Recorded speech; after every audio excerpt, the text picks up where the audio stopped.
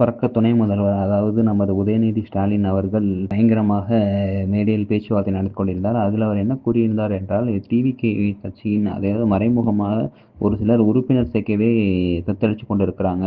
அவ்வளோ உறுப்பினர்கள்லாம் அவங்ககிட்ட இல்லை. ஆனால் இந்த ஒரு மீட்டிங் மட்டுமே 1,00,000க்கும் மேலே இளைஞர் அணியிலேருந்து நிறைய பேர் வந்திருக்கீங்க அப்படின்ற மாதிரி அவர் இது பண்ணிட்டு இருந்தார். அது மட்டும் இல்லாமல் அவங்க ஆட்சி இனிமேல் 2026 நாங்கள் இது பண்ணுவோம்.